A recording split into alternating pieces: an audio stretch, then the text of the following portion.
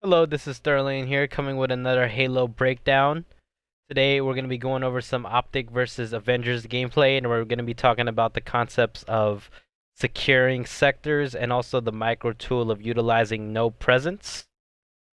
And we're also going to briefly touch on inactive areas and also uh, the 1-3 push Optic initiates in a few seconds of gameplay we're going to break down here. So starting off, we're on Optic right now. See, they have camo.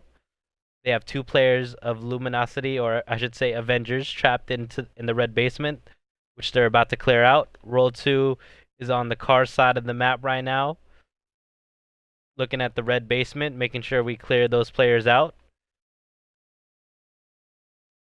So we see these two players from Avengers cleared out. Now at this point, Optic should be able to deduce from this information that the last two remaining players of Avengers are either going to be in the P or in the blue base due to Optic having car and red base secured. To secure an area or a sector means that you have it in control and you know there's no enemy presence within those areas. This is going to be very important coming up here because Optic, or I should say more so Snakebite, and partly on the fault of Frosty, doesn't secure the P sector here in a few moments. When they initiate their 1-3 push, they're going to utilize a 1-3 push. They're going to push one isolated on the P side, which will be the Camel player, which will be Snakebite, and they're going to send 3 players strong on the car side. So Snakebite goes up here. Before we go over him, go over what he does, I want to go to Frosty here real quick, being the backman of Snakebite at the moment. He has 2 nades, and he does a good job throwing one right here. Check if anyone's hiding in this vicinity. To make up for Snakebite's misplay, what he could have done was throw another bounce nade on here and check and use that bounce nade to see if anyone's hiding in the back wall, because this is another dominant meta spot that we see utilized with high level players when controlling P. Saiyan right here is utilizing that micro tool we mentioned earlier called a no presence play.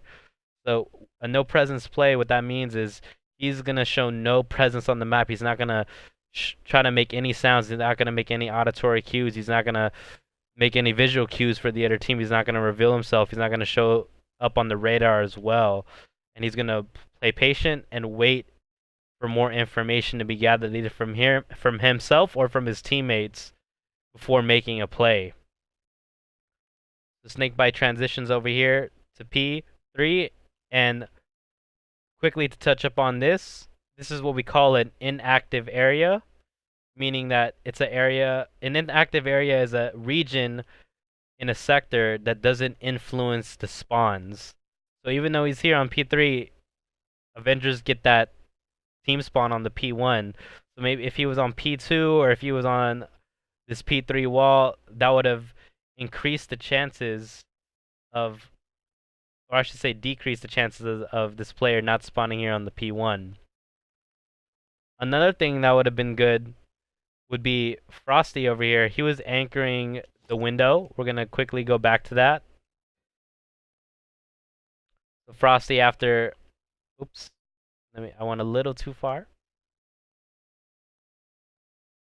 But we're going to quickly go back to Frosty because he does a great job of being that back man on the window. So he does a good job waiting, and he holds back. You saw him stand still right there. He was doing that to make sure everybody on the Avengers team was all spawned up, but what they didn't know was being in that inactive area allowed this spawner here to fly under the radar for them.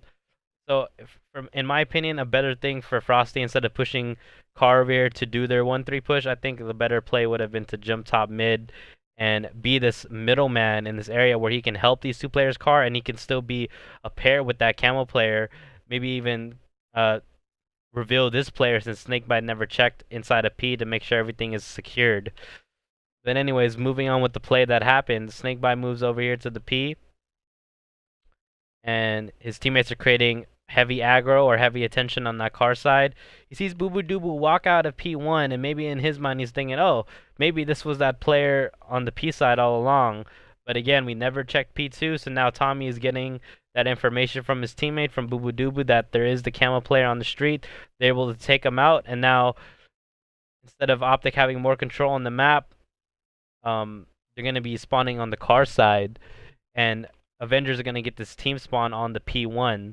So these are the little differences, or these little things can create the difference of Optic being in control and creating a snowball for the opposing team, and the difference between that and Luminosity not being in that spawn trap and having more leeway and having more control on the map. Ideally, if Optic executed everything perfectly, they would clear out everybody in the blue basin and invert the spawn system to where Avengers are going to be spawning on the red side of the map, or car, whatever the case may be. If Optic decides to leave car, push into the blue, and create the car spawn trap if they are in control of red, P, and the blue base. So there you have it. I just want to show Optic's about to spawn here on the car, and they're trapped, and now they're going to be fighting for that P control all over again. So that's it for this video. We talked about inactive areas, securing sectors, and we also talked about utilizing the micro tool of no presence. We're going to be touching up on inactive areas and active sectors and also inactive sectors in other videos, so look forward to that. Hope you guys enjoyed. Have a great day.